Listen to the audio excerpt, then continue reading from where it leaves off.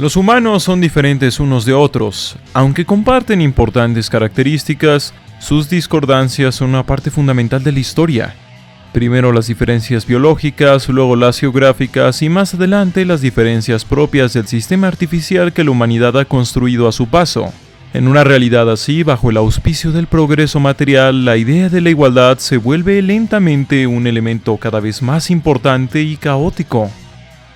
La idea suele rondar en compartir una dignidad igualitaria sustentada por y para la libertad. El problema es que la idea de libertad tiene más matices e implicaciones de lo que se puede vislumbrar superficialmente.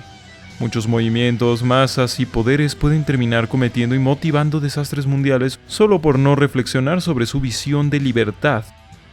Tras la modernidad, en los países desarrollados, el mundo humano ha comenzado a girar en torno al individuo, creando una sociedad de individuos que alaban casi sin reflexión una visión de la libertad donde el placer, el consumo y la falta de compromisos sociales imperan. No son pocas las críticas que condenan a la posmodernidad como una era de egoísmo desenfrenado y que marca el apocalipsis. ¿Tendrán algo de razón estas críticas? Bien, saltemos al abismo de la cuestión.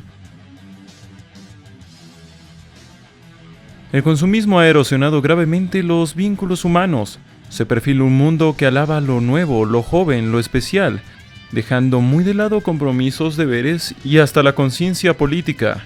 Aunque se dice que el individuo de la condición posmoderna ya no puede creer o adscribirse a promesas de un mundo diferente, sino que solo le queda subvertir y retorcer lo que hay en busca de libertad, el individuo ahora tiene algo en lo que creer. En eso, el individuo.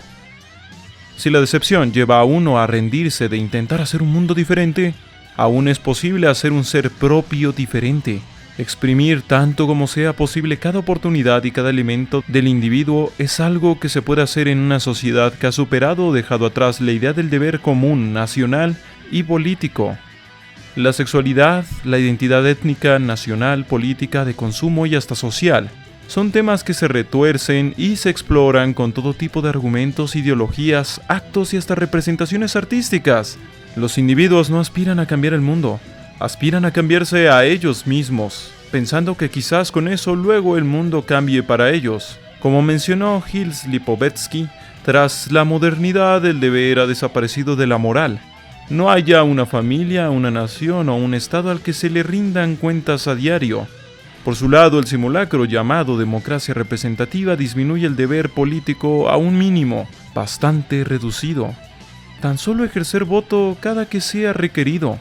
Algo lógico considerando que tras la separación de las ideas de los derechos humanos de las teologías, no se ha logrado encontrar una justificación ética para respetar o hacer derechos universales más allá de la conveniencia política y material. El deber más allá del individuo se difumina, pero ¿es esto algo que mata a la moral?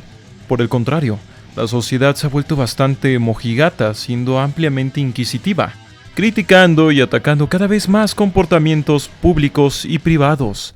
La moral no ha muerto, pero ha mutado. Pasa a ser una que rechaza el deber comunal y sirve al deber para con el individuo mismo. De esta forma, el optimismo llena el vacío que dejó la religión. Las ondas positivas, el pensamiento positivo, la fuerza de atracción, el secreto y un montón de ideas más que prometen felicidad y éxito. Nuevamente la cuestión gira en torno siempre al individuo. El optimismo ha dejado en claro que es incapaz muchas veces de afrontar la realidad. Por tanto, más que surgir una sociedad optimista, surge una sociedad siempre en incertidumbre, llena de necesidades e insatisfacciones, que le teme tanto al fracaso que lo trata como un tabú. Los lujos increíbles y novedosos al final se disipan sin más, reemplazados por otros nuevos lujos. Lo mismo las ideologías y las causas.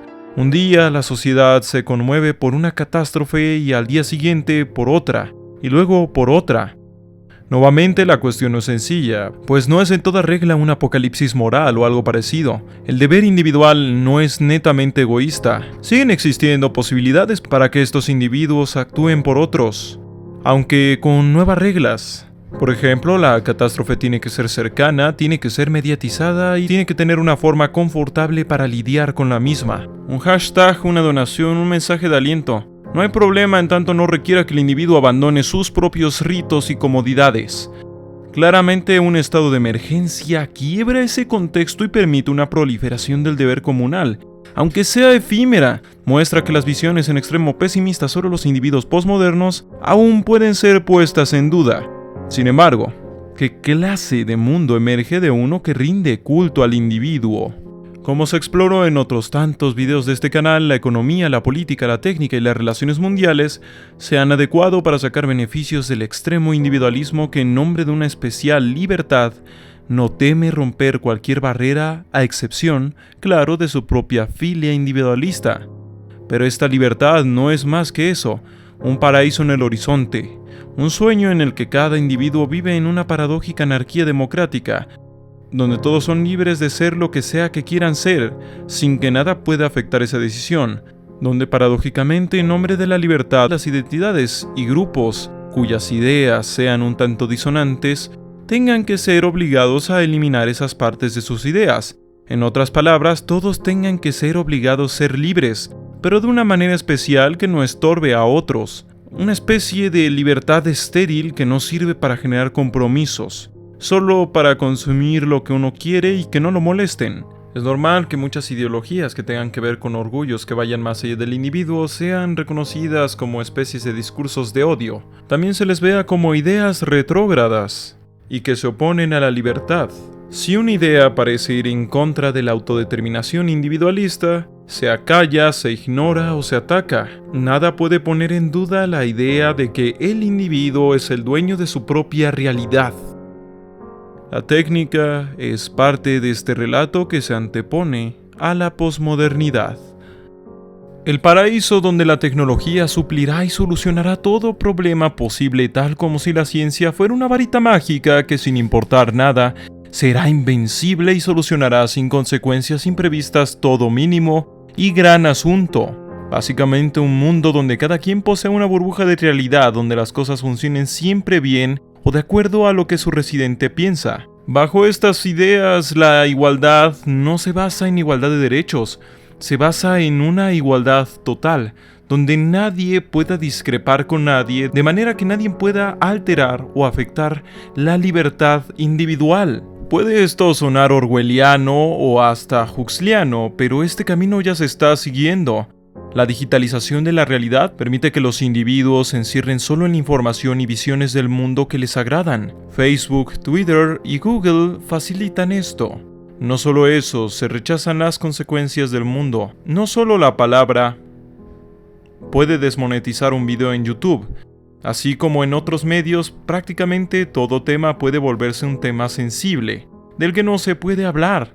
Hablar sobre los defectos de algo mundial también está prohibido. Si algo se excusa en la justicia, la libertad o la filantropía, apenas si puede ser criticado.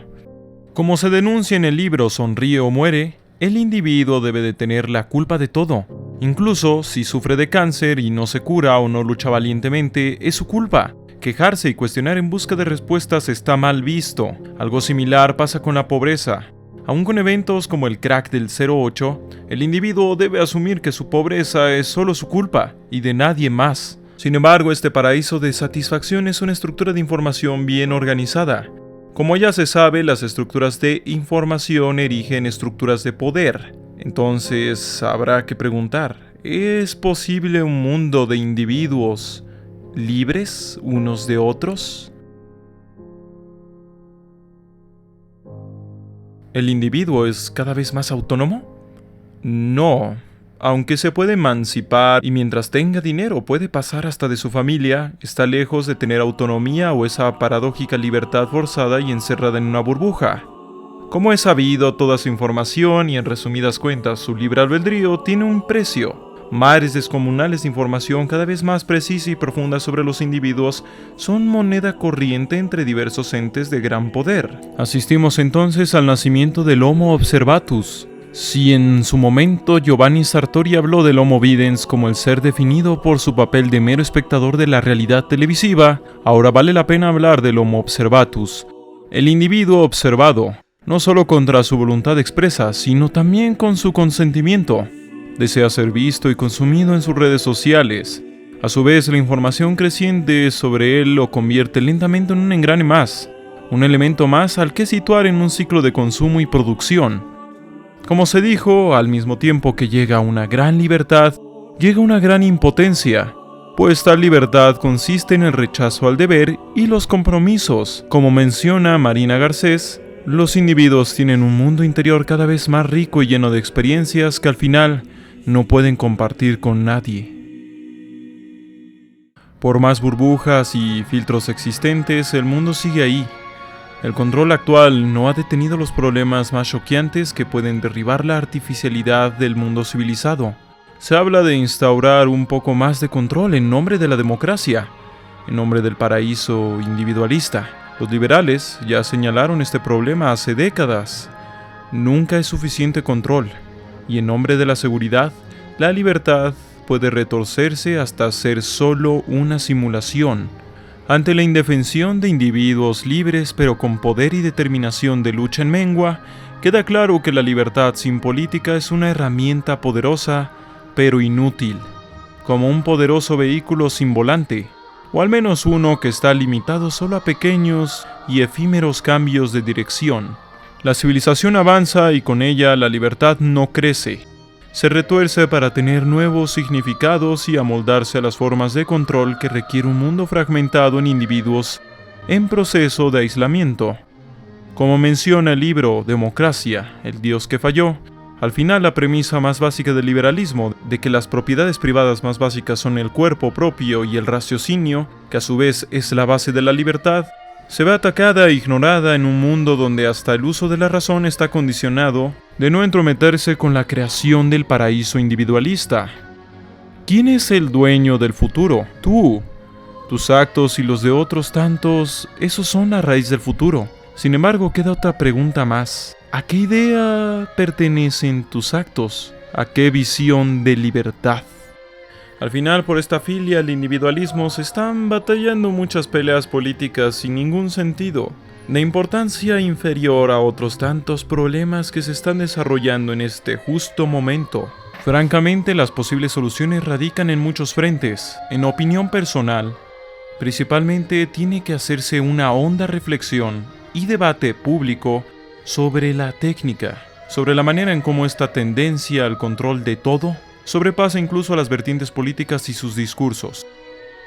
Si el video te ha parecido interesante, por favor compártelo, me ayudarías mucho. Se despide Esquizofrenia Natural, la realidad es frágil.